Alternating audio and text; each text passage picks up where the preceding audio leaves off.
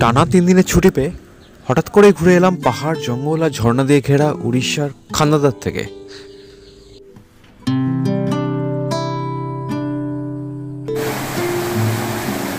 আজকের ব্লগে থাকছে তারই সমস্ত ডিটেলস।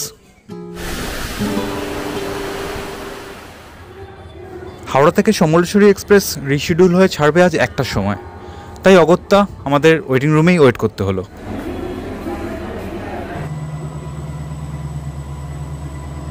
ট্রেন দিয়ে দিচ্ছে প্ল্যাটফর্ম নাম্বার 20-তে, আর আজকের গন্তব্য রাউরকেল্লা অবধি।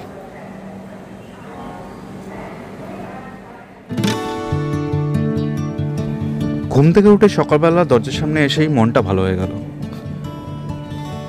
বর্ষার পর বলে চারিদিকটা সবুজ হয়ে আছে, আর পাহাড়ও বেশ ভালোই দেখা যায় এই রুটে।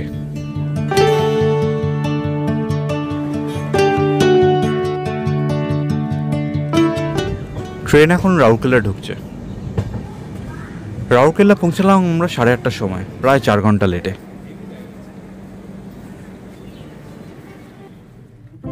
গাড়ি স্টেশনের ধারেই ওয়েট করছিল, তাই দেরি না করে বেরিয়ে পড়লাম খান্দাদারের দিকে।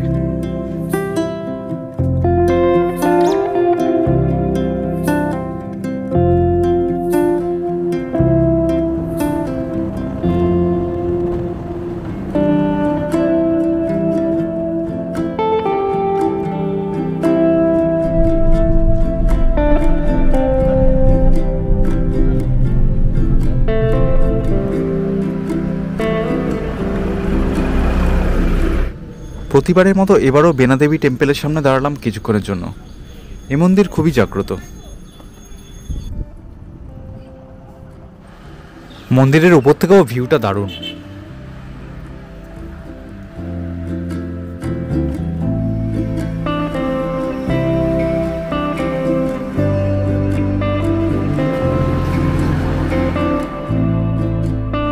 এখন আমরা চললাম দার্জিলিংয়ের দিকে।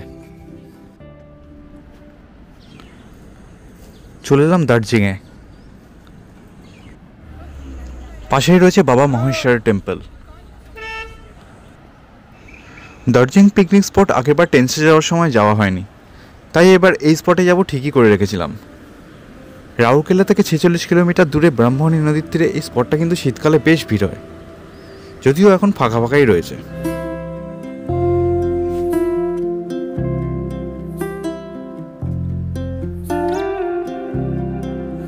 বর্ষার পরপর বলে নদীতে প্রচুর স্রোত। খান্দাদার ঘুরতে এলে এই স্পটটা কিন্তু একদম মিস করবেন না, ভালো লাগবে আপনাদের।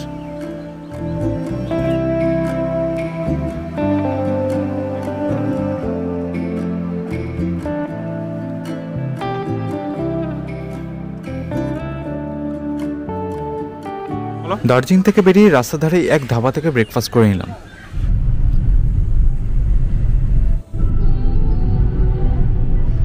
খান্দাদার যাওয়ার পথেই পড়ে বাবা বানেশ্বর টেম্পল। চাইলে যাওয়ার সময় আপনারা সেটাও দেখে নিতে পারেন।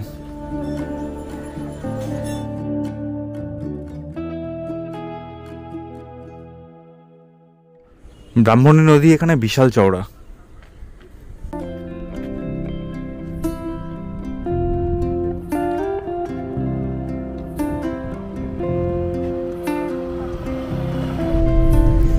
খান্দাদার যাওয়ার রাস্তাটা ভারী সুন্দর। পার্সোনালি আমার রাস্তা ভিডিও করতে দারুণ লাগে, তাই কোনো ক্লিপিংসে রিলিজ করতে ইচ্ছে করে না। আর এই পথে এলে কিন্তু আপনাকে বারবার নামতে ইচ্ছে করবে।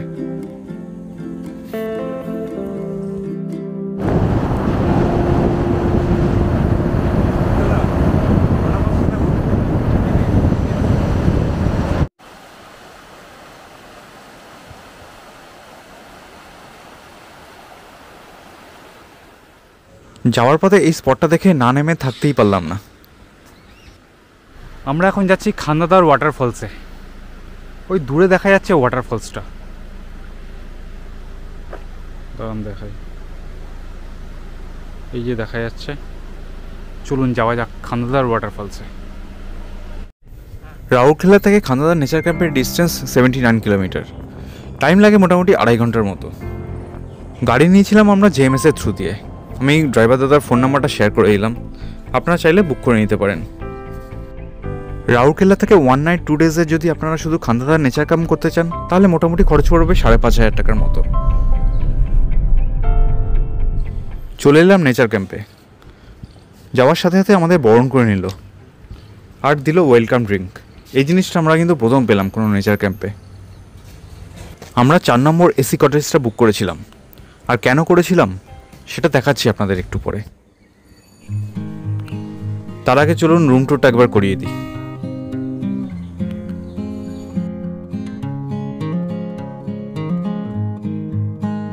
রুমের সামনেই এই ওপেন ব্যালকনিটা রয়েছে, 4টে চেয়ার আর টেবিল পাতা রয়েছে।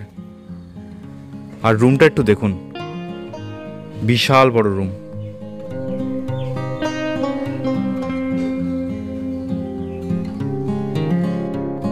রুমের মধ্যেই সোফা সেট, তার সাথে কিং সাইজের বেড, আলমারি সবই রয়েছে।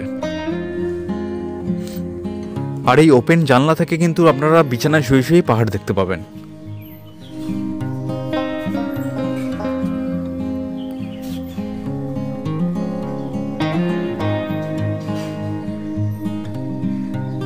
বাথরুমের পাশেই রয়েছে এই চেঞ্জিং রুমটা। এখানে একটা ড্রেসিং টেবিলও করা রয়েছে। বাথরুমটা বড় আর নিট অ্যান্ড ক্লিন। এই রুমটা ভাড়া পড়েছিল 5,013 টাকা দুজনের জন্য, থাকা খাওয়া সব কিছু মিলিয়ে। ব্যাক সাইডের একটা ব্যালকনি আছে, যদিও এটা কোনো কাজের নয়। আর রুমের সব থেকে যেটা ভালো জিনিস সেটা হলো বেরিয়ে ভিউটা।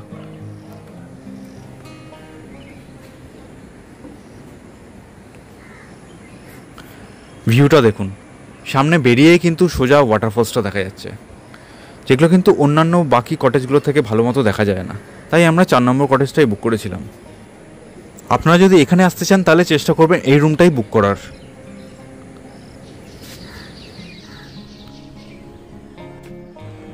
নেচার ক্যাম্পে ঢোকার ডান দিকেই রয়েছে রিসেপশন এরিয়া।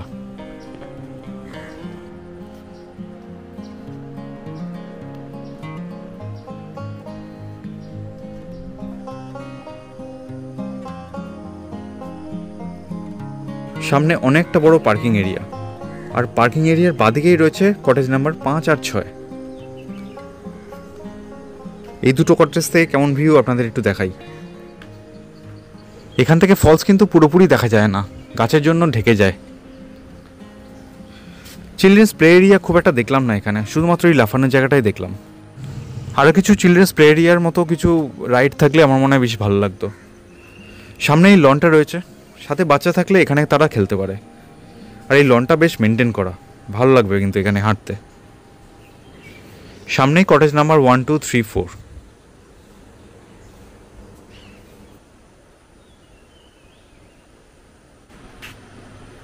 আপনাদের একটু দেখিয়ে দিই, এটা হলো মেন জায়গা।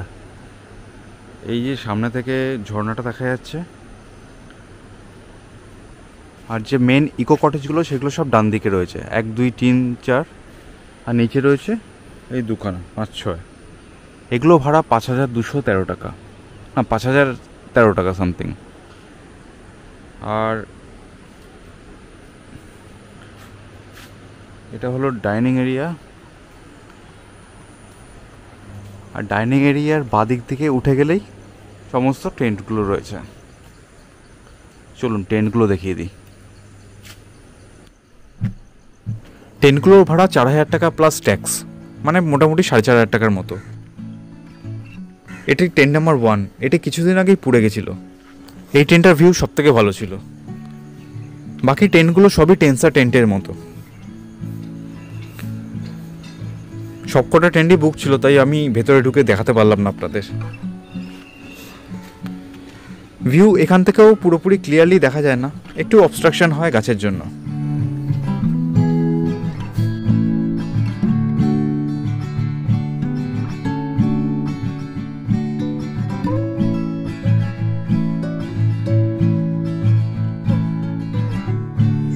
টেন্টের ব্যাক সাইডের এই জায়গাটা আমার বেশ ভালো লেগেছিল, একদম শান্ত নিরিবিলি, তার সাথে পাখির আওয়াজ। টেন্টে থাকার এটা একটা প্লাস পয়েন্ট।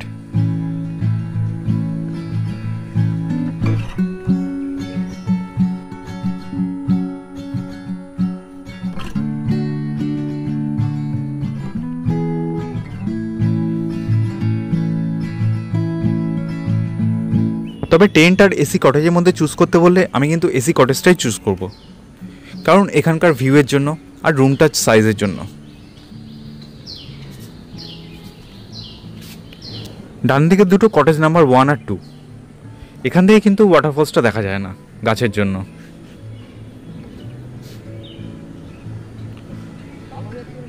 নেচার ক্যাম্পের ছাদ থেকে ভিউও কিন্তু দুর্দান্ত।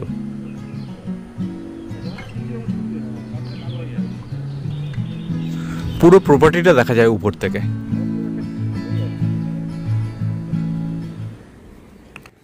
রুমে ঢুকে ফ্রেশ হয়ে চলে এলাম লাঞ্চ করতে। এটি ডাইনিং এরিয়া। ডাইনিং এরিয়াটাও কিন্তু বেশ বড়।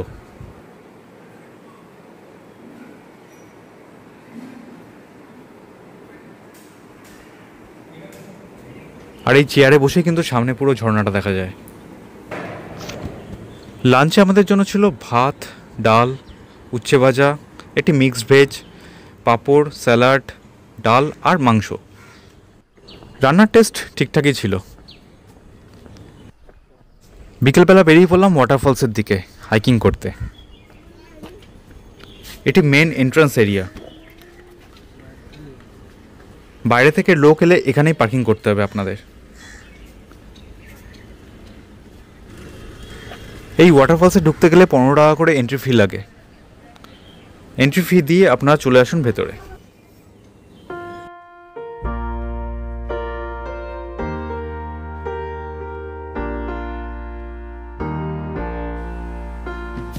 ফলসে যাওয়ার রাস্তাটা বেশ সুন্দরভাবে মেনটেন করা। একদম ন্যাচারাল পাহাড়ের মধ্যে দিয়ে যাওয়ার জার্নিটা কিন্তু বেশ ভালো লাগবে। ফলসের জল উপর থেকে নিচে নেমে একটি ছোট্ট ঝর্ণার মতো সৃষ্টি করেছে।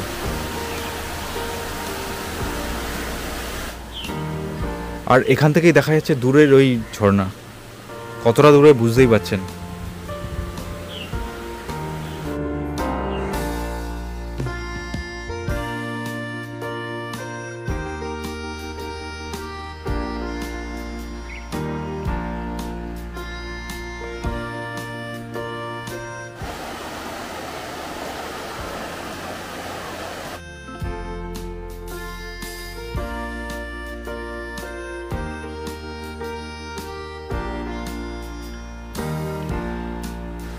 টোটাল 713টা সিঁড়ি উঠতে হবে আমাদের ফলসে যাওয়ার জন্য। তার মানে যাওয়া আসা মিলিয়ে টোটাল 1426টা সিঁড়ি। মানে বুঝতেই পারছেন বেশ অনেকটাই হাইকিং। কিন্তু সাথে বয়স্ক মানুষ থাকলে এ পথে না আসাই ভালো। কষ্টকর কিন্তু জার্নিটা। আর পা যদি ভালো থাকে তাহলে কিন্তু এই জার্নি একদমই মিস করবেন না। অসাধারণ লাগবে। দুধারে জঙ্গল আর মাঝখান দিয়ে রাস্তা। ফলসে যাওয়ার প্রথমের দিকে স্টেপগুলো খুব ন্যারো, কোনো অসুবিধাই হবে না। তবে কাছাকাছি পৌঁছে গেলে কিন্তু বেশ অনেকক্ষণ টাইম লাগবে, কারণ স্টেপগুলোর হাইট অনেকটাই। প্রায় চলে এসেছি আমরা। ওই দূরে দেখা যাচ্ছে ঝর্ণাটা।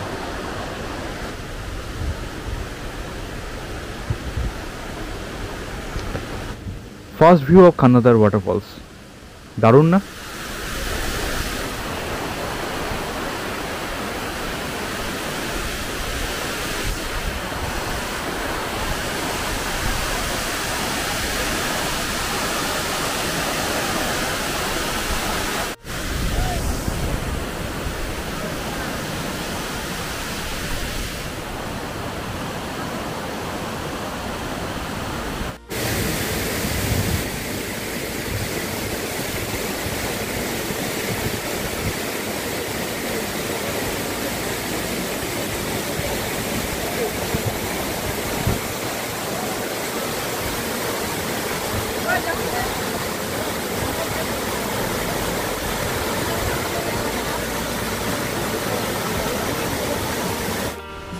এতটা কষ্ট করে উপরে উঠে ফলসটা দেখলে কিন্তু মন ভরে যাবে।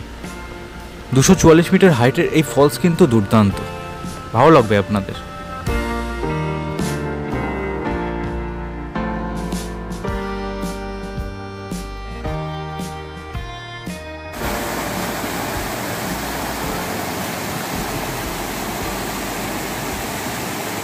খান্নাদার নেচার ক্যাম্পে থাকার জন্য রয়েছে 3 টাইপের রুম।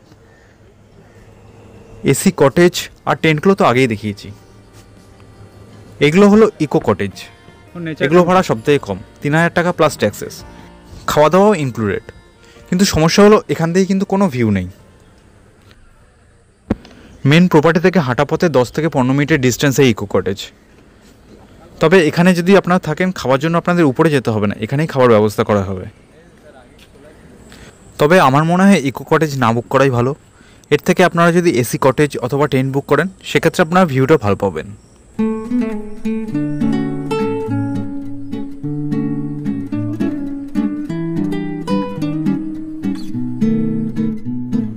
ফলস থেকে নেচার ক্যাম্পে ফিরে এলাম। ফিরতে ফিরতেই আমাদের সন্ধ্যা হয়ে গেছিল। বেশ অনেকটা টাইম লাগবে কিন্তু এই ফলসটা এক্সপ্লোর করতে।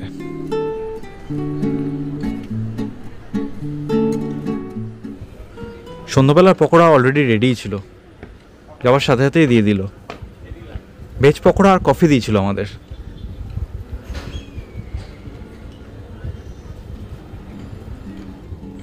রাত্রিবেলা পরিবেশও বেশ ভালো লেগেছিল আমার, একদম ছিমছাম আলো দিয়ে সাজানো চারিপাশটা।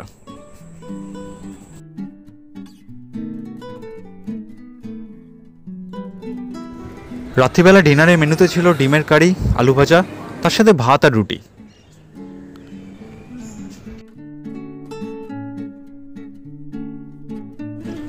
রাত্রিবেলা ক্যাম্পাসের মধ্যে হাঁটাহাঁটি করা একদমই সেফ। খাওয়ার পর আমরাও অনেকক্ষণ হাঁটাহাঁটি করলাম। সকালটা আজ মন ভালো করার মতো ওয়েদার, একদম ঝকঝকে নীল আকাশ, রৌদ্রোজ্জ্বল একটা সকাল। দেরি না করেই ছাদে উঠে কিছু ভিডিও শ্যুট করলাম, অসাধারণ লাগছিল কিন্তু।